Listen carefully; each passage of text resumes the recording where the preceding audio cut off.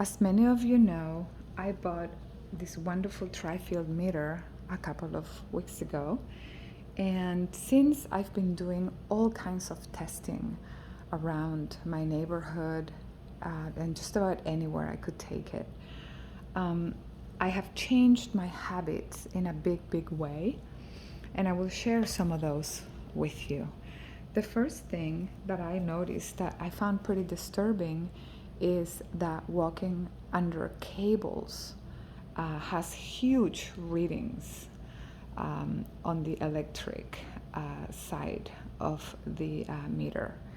So, whenever you're walking on a street, look up at the cables and go across the street so that you're as far away as possible from those cables. I've literally changed my routes according to this for my morning walk.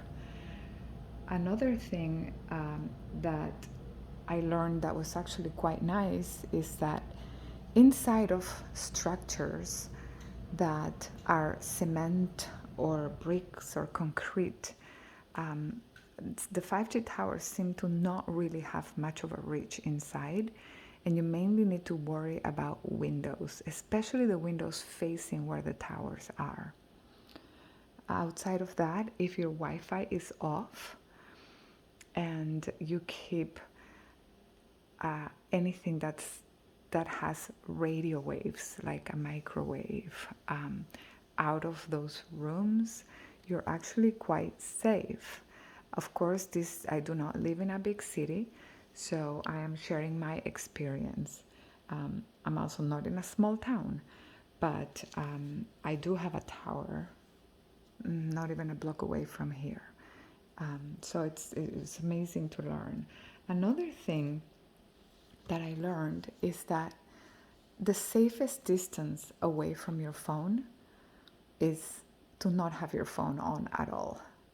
So there is no way, because when you actually put your phone under here, you're protecting your hand from receiving radio frequencies, radio waves, which are RFs, are what these phones emit.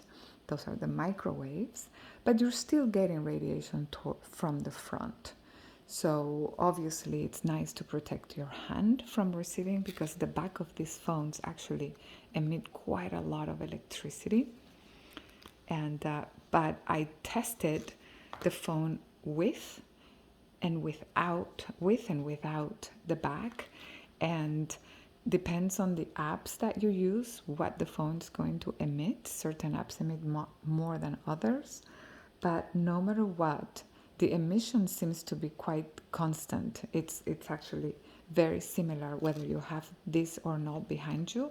The difference is obviously if you're using this to hold on to the phone, you have to just kind of put your pinky behind, and then you're at least protecting your hand from receiving direct electricity. And obviously keeping this as far away from you as possible will always be the best thing.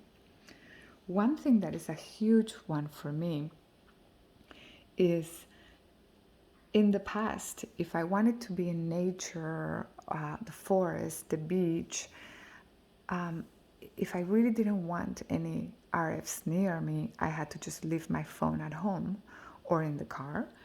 And this time now, I can just simply put it inside of the cover. And then if I need to make a phone call, if I need to know the time, I can always pull it out. Make sure when you do pull it out, as I had shown you on the other video, when you pull it out, I like to kick it away from me as far as possible. Because as soon as you pull out the phone, all the calls, the text messages, whatever that have been coming in while your phone was inside are going to rush into your phone. And this is when your phone is seriously emitting crazy high frequencies. So what I do is I try to remember to put it in a way that the antenna is last. So a lot of the times when I open it, I kind of do this, and then I kick it away from me, and I just let it all, clink, clink, clink, clink. I let all the messages come in. I actually wait a couple of more minutes because it's almost like your phone is with a vengeance when you first pull it out.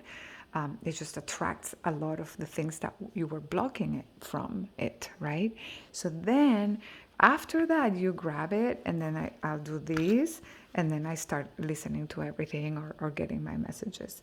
But remember when you first pull it out to just kick it aside. Same thing in the morning when you power your phone, have it be far away from you. Just walk away, let things settle, and then come to your phone after that. And also, I think it's really wonderful if you are expecting phone calls to just simply put it on the top. One thing that's important, for example, when I listen to Jacqueline's tracks, if you're listening to them and they're already downloaded, you can put it and be fully blocked. But if you're listening, say, directly from the website or you're listening to something on YouTube, then what I do is either you stick it just to the antenna, or it's even safer because then you don't have to worry about dropping the phone or anything. You put it in the front pocket and then you close it, because here you're getting all the protection in the back. Now you have 4 layers of protection, but the front is getting this. So I will actually do this, and then I walk around with my hand under. So it's just really great because this is a better way of showing you. So because of the contrast with the white, you'll understand better. So if you look in here, the material here is pretty much goldenish. It's really copper. But so then when you put it in here, you're fully covered. So if you need to listen to YouTube or anything like that that's being downloaded, you put it here. This is also a really great place to store it if you are expecting calls. You just leave it on the top one, you close it, and you just forget about it, because at least you are having a lot of protection, but not 100%, right? So remember, this is the type you want to put against your body or in your purse, and you want to leave this towards the outside so it is receiving a signal. So, and just remember that the safest way to deal with RFs is to simply not have your phone at all. Remember these wonderful stickers?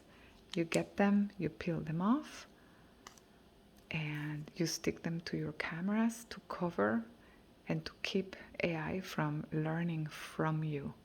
We do not want to make them any smarter than they already are, right? Those little pesky machines. So this is wonderful because you have actual privacy in your home when you have this. So we call them spy patches because we're patching the spy eye. Have a wonderful day.